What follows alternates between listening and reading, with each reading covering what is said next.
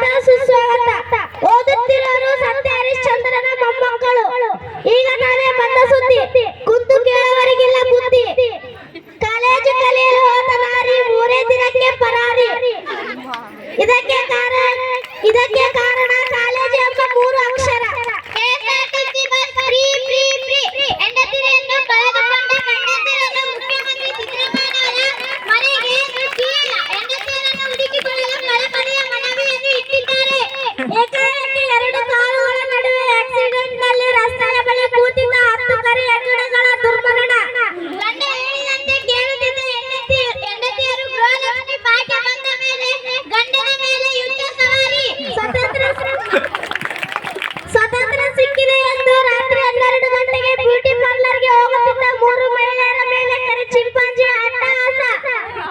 ಸರ್ಕಾರಿ ಶಾಲೆಯಲ್ಲಿ 8ನೇ ತರಗತಿ ವಿದ್ಯಾರ್ಥಿಗಳ ಸೈಕಲ್ ಕೊಡುವುದರ ಬದಲು ಸ್ಕೂಟಿ, ಮೋಟಾರ್ ಸೈಕಲ್, ಹೀರೋ ಹೋಂಡಾ, ಬುಲೆಟ್ ನೀಡಬೇಕೆಂದು ವಿಶೇಷ ವರದಿಗಾರರು ತಿಳಿಸಿದ್ದಾರೆ.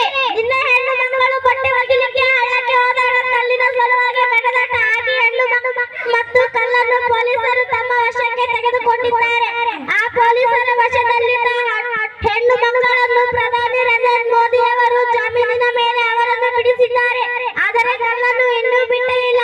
ಆ ಕಲ್ಲನ್ನು ಬಿಡಿಸಿಕೊಂಡು ಬರಬೇಕೆಂದು ವಿಶೇಷ ವರದಿಗಾರರು ತಿಳಿಸಿದ್ದಾರೆ. ಯುಗಾದಿ ಹಬ್ಬ ಹತ್ತಿರ ಬರುತ್ತಿದ್ದಂತೆಯೇ ರಾಜ್ಯದ ಮುಖ್ಯಮಂತ್ರಿ ಸಿದ್ದರಾಮಯ್ಯನವರು ಭಾಗ್ಯಗಳ ಸುರಿಮಳೆಯನ್ನು ಸುರಿಸಿದ್ದಾರೆ. ಹೊಸದಾಗಿ ಮದುವೆಯಾದವರಿಗೆ ಬೆಡ್ಶೀಟ್ ಭಾಗ್ಯ, ಮದುವೆ ಆಗದೇ ಇರೋರಿಗೆ ಶಾದಿ ಭಾಗ್ಯ, ಮದುವೆಗೆ ಮುಂಚೆ ಮಕ್ಕಳಾದವರಿಗೆ ತೊಟ್ಟಿಲು ಭಾಗ್ಯ, ಲವ್ ಮಾಡುವವರಿಗೆ ಲೋನ್ ಭಾಗ್ಯ, ಲವ್ ಫೇಲ್ ಆದವರಿಗೆ ಹೆಣ್ಣು ಭಾಗ್ಯ, ಬರೀ ಮೈಯಲ್ಲಿ ಓಡಾಡುವವರಿಗೆ ಬನ್ನಿ ಭಾಗ್ಯ, ಇನ್ನು ಮುಂದುವರೆದ ಮದುವೆಗೆ ಹುಡುಗಿ ಸಿಗದಿದ್ದರೆ ಪಕ್ಕದ ಮನೆಯ ಭಾಗ್ಯ, ಜೊತೆಯಲ್ಲಿ ಮದುವೆ ಭಾಗ್ಯ. ಇವರ ಮದುವೆಗೆ ಬರುವ ಎಲ್ಲರೂ ತಮ್ಮ ಮನೆಯಿಂದ ಬರುವಾಗ ತಟ್ಟೆ, ಲೋಟ, ಊಟ ಎಲ್ಲವನ್ನು ತರಲು ವರದಿಗಾರರು ಸಲಹೆ ನೀಡಿದ್ದಾರೆ. ಪ್ರಾಥಮಿಕ ಮತ್ತು ಪ್ರೌಢಶಾಲಾ ವಿದ್ಯಾರ್ಥಿಗಳಿಗೆ ರಾಜ್ಯ ಸರ್ಕಾರ ನೀಡುತ್ತಿರುವ ಹಾಲು ಭಾಗ್ಯ ಮಾದರಿಯಲ್ಲಿ ಪಿಯುಸಿ ಓದುತ್ತಿರುವ ವಿದ್ಯಾರ್ಥಿಗಳಿಗೆ ಆಲ್ಕೋಹಾಲ್ ಭಾಗ್ಯ ನೀಡಬೇಕೆಂದು ವಿಶೇಷ ವರದಿ